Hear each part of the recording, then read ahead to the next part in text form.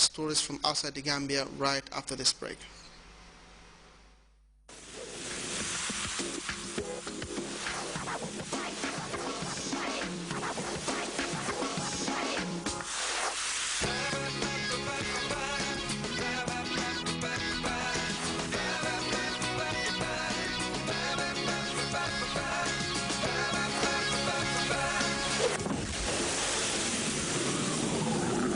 Lucozade Energy, energizing Gambia. Welcome back. The International Criminal Court has dropped war crime charges against Francis Muthaura, one of the 4 prominent Kenyans held responsible for the 2007 post-election violence. The decision, warranted by perceived weakness in the prosecution's case, is now raising questions about the implication on Kenya's President-elect Uhuru Kenyatta.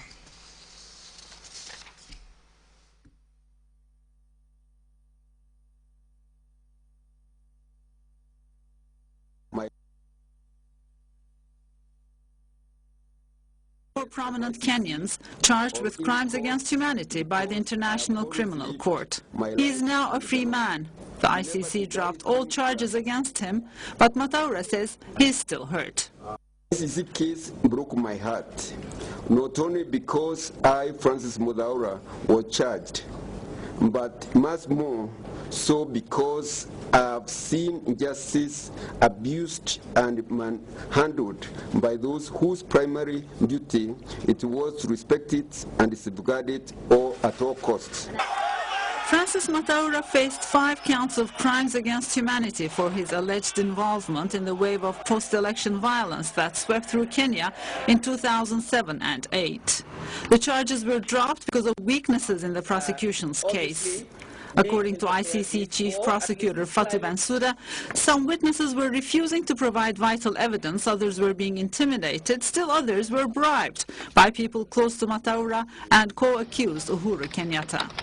Bensouda also deplored the Kenyan authorities' lack of cooperation. She had already referred to this point during a visit to Kenya last year. This is the first time that the prosecutor is dropping charges on her own initiative.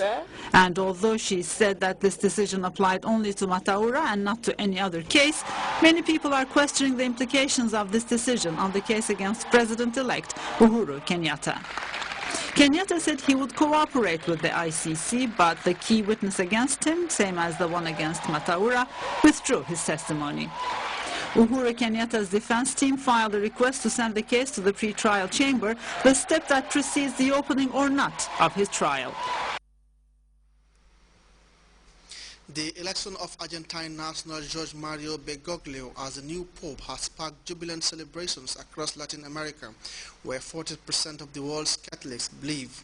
Born in 1936, the new pope, who has taken the name Francis I, is admired for his humility.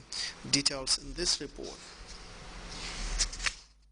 Announcement: Argentine Cardinal Jorge Mario Bergoglio had been elected the new pope. I'm very emotional. It's really an amazing surprise that God has given us and the Latin American people a new pope who is one of us from our ranks. Hundreds of Argentinians poured into churches across the country, while outside people rejoiced at the news that one of their own would be the new leader of the Catholic Church. I'm very happy that he's Argentine. This is very important to us. The former Archbishop of Buenos Aires is a fervent opponent of Argentine President Cristina Kirchner. But despite their differences, she congratulated the new pope and wished him good luck.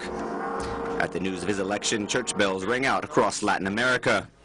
In Venezuela, interim President Nicolás Maduro interrupted a speech he was giving to announce the Pope's election. We know that our commander has ascended to these heights and is face to face with Christ. There was some kind of influence to bring about a South American Pope.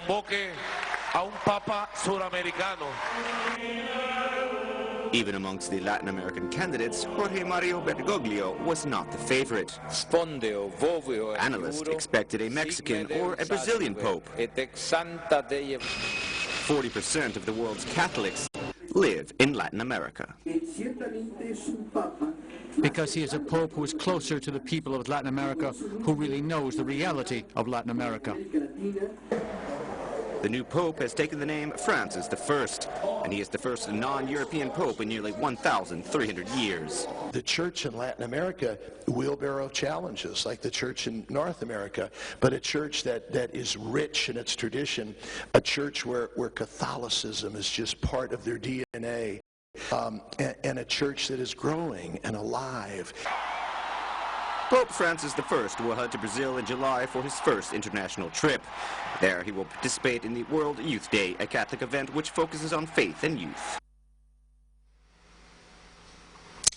Well, on the other side of the world, the National People's Congress has confirmed China's new president. Xi Jinping is beginning what is expected to be a 10-year term as leader of the world's most populous country and second largest economy. But as CNN's David McKenzie tells us, China's new leader is facing some immediate challenges. Politics. Delegates cast their ballots for China's next president. Now officially one of the most powerful men in the world, Xi Jinping. State media called it the embodiment of democracy, but Xi Jinping won by 2,952 votes to 1. So it's not so much whether he would win, but how he will rule. As a man of the people, says state media, visiting a village in Hebei province. You need to take your medicine on time, he tells this man. The pragmatic reformer, he's called, who travels by bus, approachable and charming. But Xi inherits a country at the crossroads, increasing domestic tension and protest, a capital clogged with pollution, a growing middle class wanting more freedom with their wealth, anger over government corruption.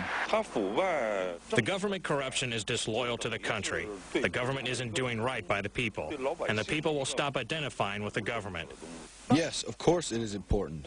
The common people can't survive if this problem isn't solved. They can't survive.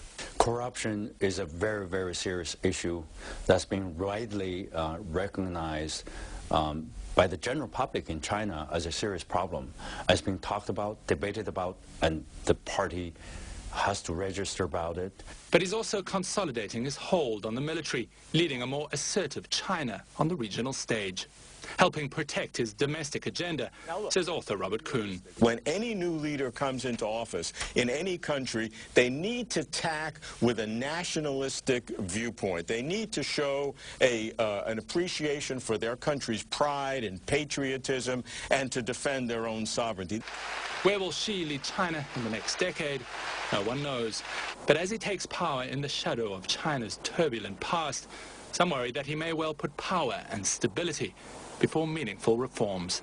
David McKenzie, CNN Beijing. We now take our second break.